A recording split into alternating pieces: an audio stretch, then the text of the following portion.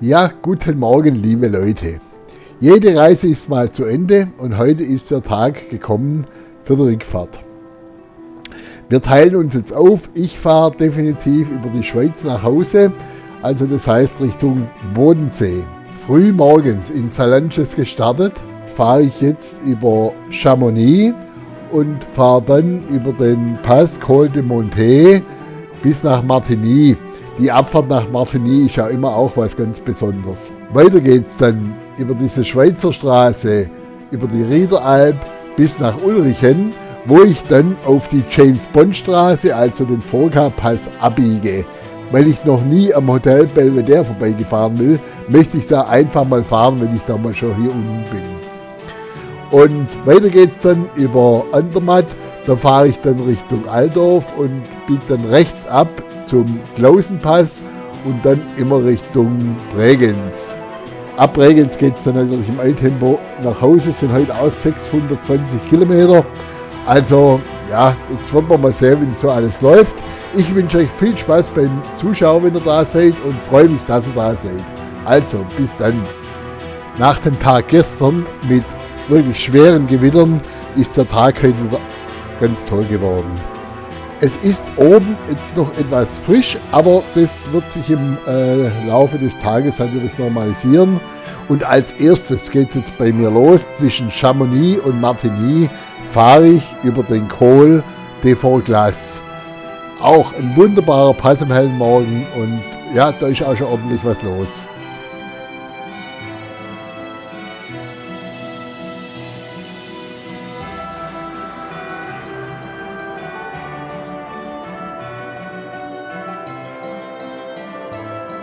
Links abbiegen auf die 203.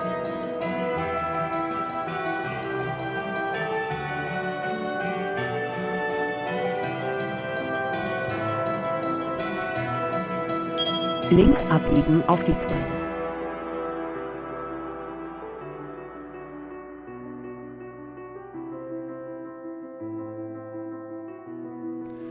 Jetzt geht's runter nach Martigny.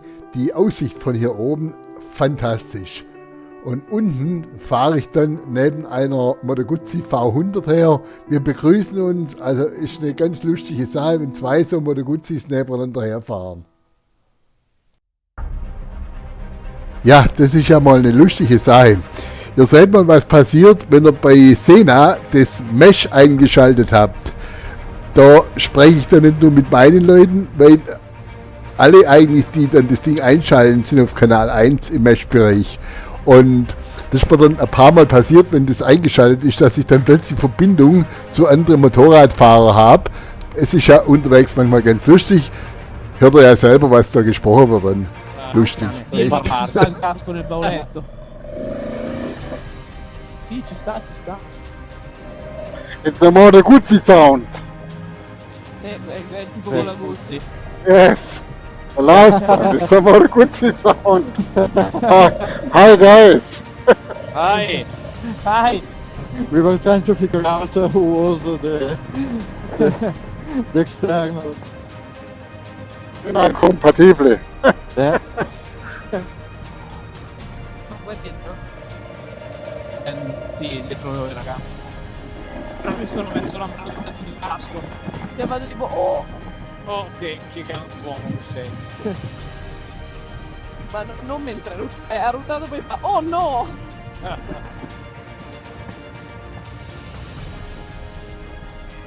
E prendi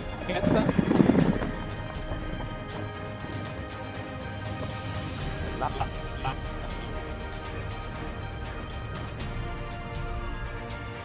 Ah, sì.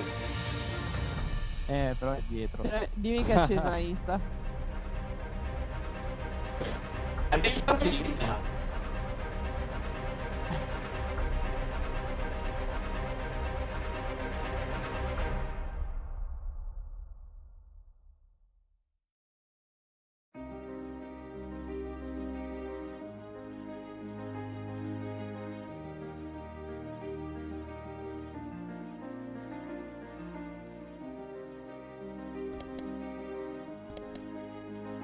Aufnahme. 1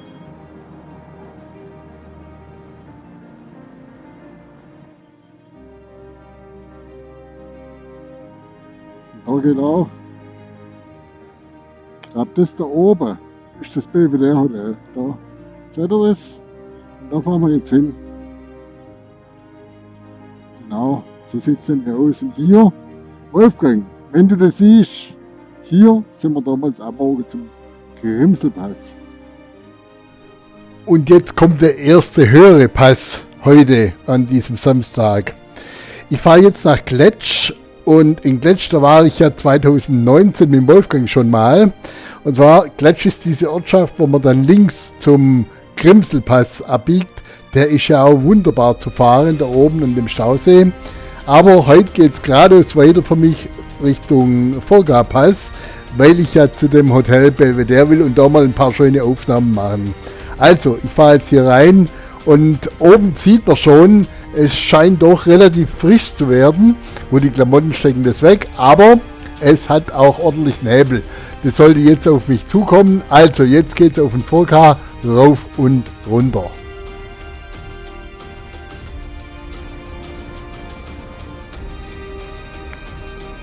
Belvedere Hotel und Gletscher. Gletscher. Hier auf der linken Seite sieht man ja ganz gut diesen Rhone-Gletscher. Der Rhone-Gletscher ist so untersucht und dokumentiert wie kein anderer Gletscher in den Alpen. Früher grenzte er unmittelbar an die Straße und heute liegt er mindestens 200 Meter von ihr entfernt. Der Rückgang des Gletschers zwischen 1874 und heute beträgt rund 2 Kilometer. Also das sind doch beeindruckende Zahlen. Man kann das gar nicht in Worte fassen. Früher konnten wir ja, glaube ich, da reingehen und innen schauen. Die Zeiten sind längst vorbei und man sieht es auch hier jetzt, da ist nichts mehr da, wirklich. Also Umwelteinflüsse haben das verursacht. Tja, was kommt noch auf uns zu, wer weiß.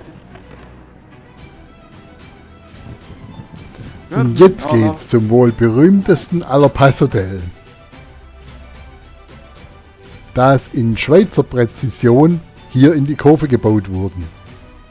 Das Belvedere steht für goldene Zeiten der Schweizer Hotellerie und mit dem schwierigen Umgang der Erben damit, denn es ist seit Jahren geschlossen.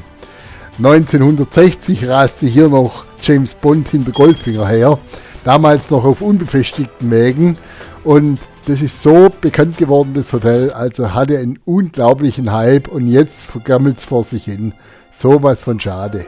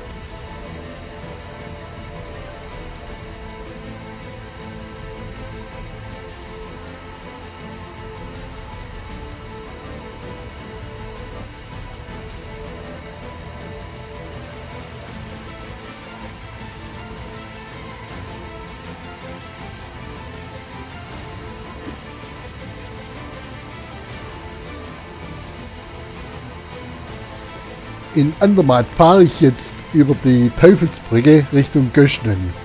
Die Teufelsbrücke gibt es bereits seit dem 13. Jahrhundert, früher aus Holz, seit 1585 die erste aus Stein. Der Sage nach vom Teufel errichtet. Naja, wir werden sehen.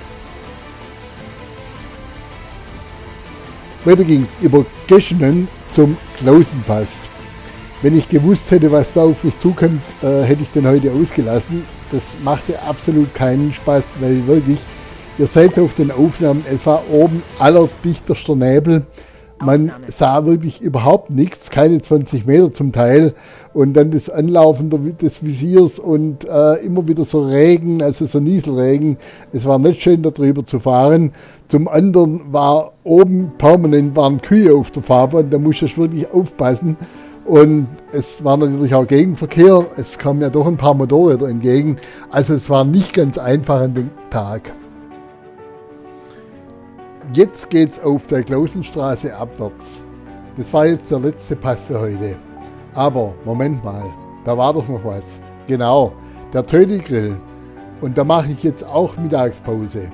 Da fährt man direkt an der Abfahrt vorbei und ich kann euch sagen, absolut empfehlenswert. Der macht tolle Burger, da kannst alles, der macht alles frisch, also optimal und auch zum Haltegut. Und es gibt auch eine Toilette vor Ort. Also, das ist wirklich empfehlenswert und da mache ich jetzt Mittagspause und dann geht's weiter.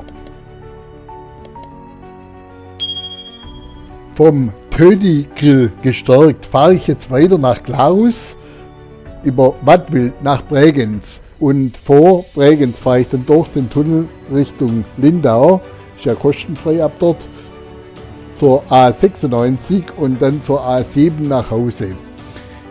Und ja, die Heimfahrt fuhr ich dann doch etwas schneller und ich war gegen 18:30 Uhr zu Hause. Und ja, da kann man dann auch wieder entspannen. Es war insgesamt eine tolle Tour, viel erlebt, viel gefahren und ja, wenn ihr Fragen habt, meldet euch und danke, dass ihr dabei wart. Daumen nach oben wäre super. Abonnement des Kanals noch lieber. Danke, bis bald, euer Motorradtour. Tschüss.